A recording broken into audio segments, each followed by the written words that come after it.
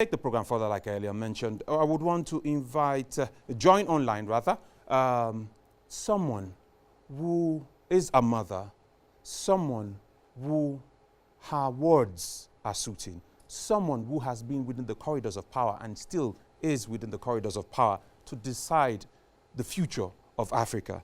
Ladies and gentlemen, I'm talking about the former president of Malawi, Malawi's first female president, Africa's second female president, founder, Joyce Banda Foundation, author of the book From Day One on the African Girl Child, and also the 40th most powerful woman in the world and most powerful woman in Africa, according to Forbes 2014. Ladies and gentlemen, joining us online, please, a standing ovation, if you can.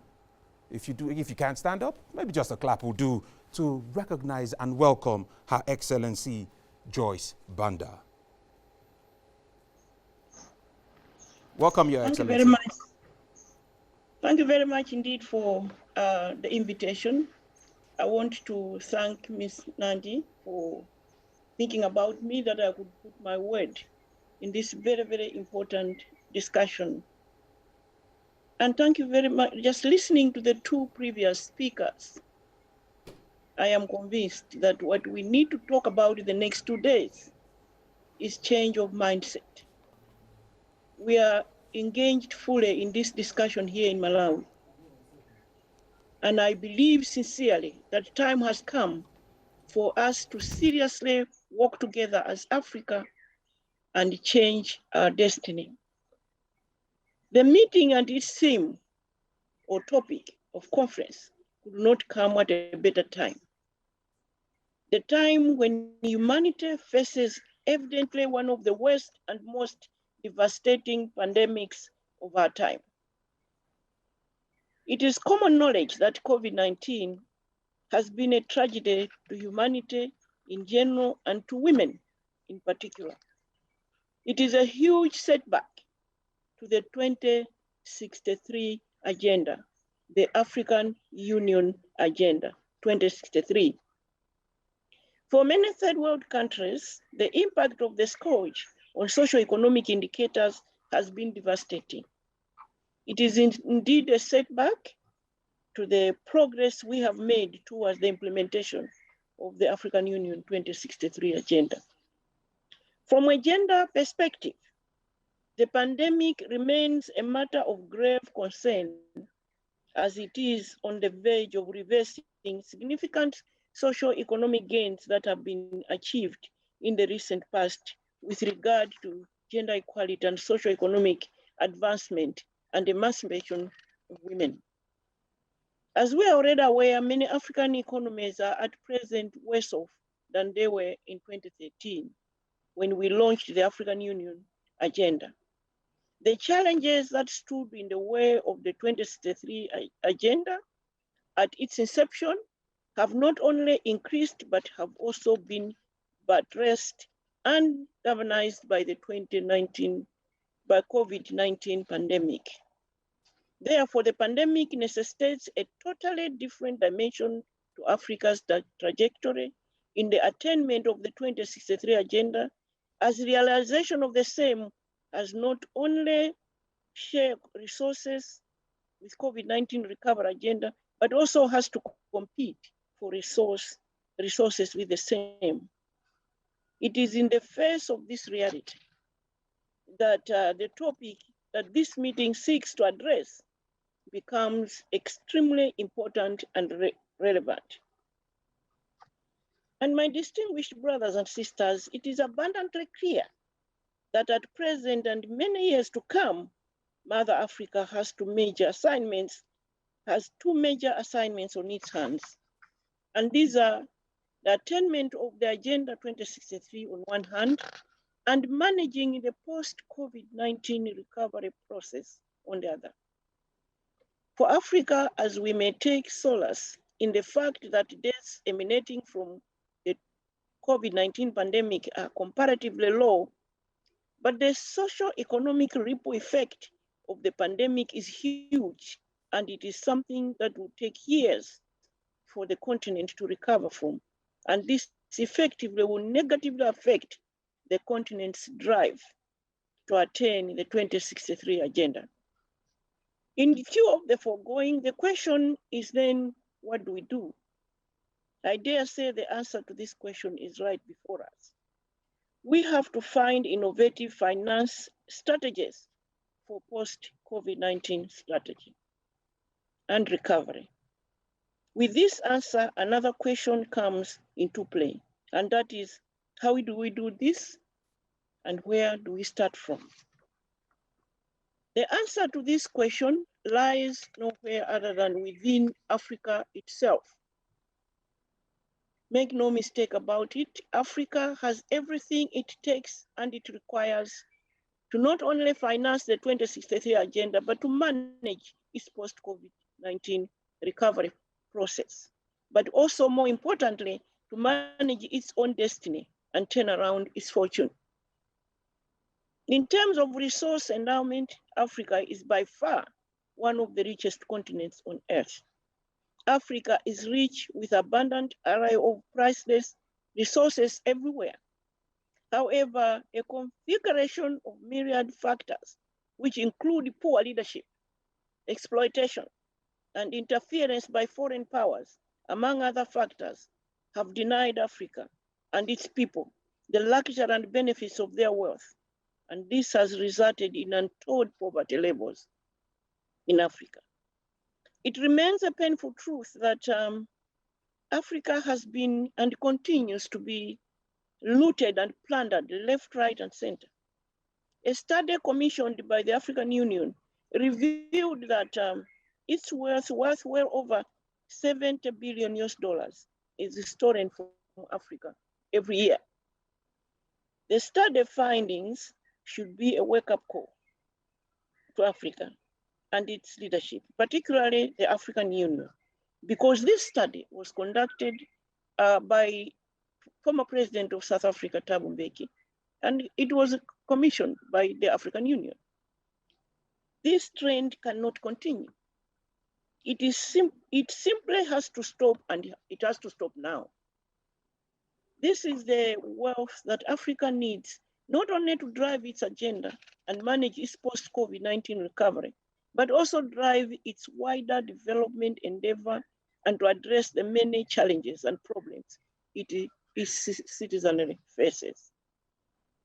Distinguished ladies and gentlemen, allow me to repeat myself, and please bear with me, because in the course of this conversation, I will repeat myself indeed many times. For Africa, financing the 2063 agenda and managing the post-COVID-19 recovery process will only succeed through implementing of homegrown interventions and utilization of Africa's own resources. And as already alluded to, Africa has an abundant supply of these resources. Such huge bodies of mineral and oil resources provide a rich and sustainable source for the much needed innovative finance for not only the Agenda 2063, but also for Africa's broader development agenda and needs. I say this, and I hope that I'm addressing my fellow leaders on the continent, that because we have abundant sources of natural resources, African leaders need to bear in mind that these resources are God-given gifts to our people and not to ourselves, and not to our pockets. It's for the people that we lead, the people that we serve. I have talked about mineral resource endowment, but Africa's spectrum of wealth goes beyond minerals and oil resources. Africa has huge agricultural potential. The sector has essentially everything required to grow, feed, and prosper Africa and its people. Yes, Africa is blessed with the finest soils for agricultural production. Africa is blessed with one of the best climate and weather conditions on earth. Truly, Africa is blessed with abundant labor on earth. I've spent my entire adult life advocating for men and women of Africa to work together. Africa has done well, and we've had support from Amen. And I've always said, we shall not do it alone, we shall work together with Amen. But as we speak about agricultural production, I have always asked, why is it that the woman will till the land, will grow the crop, will tend the crop, will harvest, will store, will process, will cook, will serve, and then eat last and least? These are some of the issues that we must take into account as we discuss post-COVID-19 recovery. It is the engagement of both men and women working together to change our destiny. With all this, one thing is abundantly clear. Africa's agriculture sector is one huge gold mine, and we have a sector that has too much potential to turn around our fortune. A sector that, if well exploited, will not only provide the much needed financing for the attainment of our agenda and help us manage the post-COVID-19 recovery process, but also, and more importantly, help Africa to grow and develop its economies and become self-reliant. It is therefore apparently clear that developing our agricultural sector is one huge success factor that Africa needs to deal with many of its problems, which include unemployment, food shortage, malnutrition, extreme poverty, donor dependency syndrome, among many other socio-economic problems. Distinguished ladies and gentlemen, therefore, yes, we can talk about donor-oriented or donor-supported innovative finance strategies for us to achieve the sustainable development goals and manage the post-COVID pandemic effort and achieve the 2063 agenda. However, one thing for sure, where we are now, Africa needs sustainable financing mechanism for its development agenda, and Africa is going to find such sustainable innovative finances from within.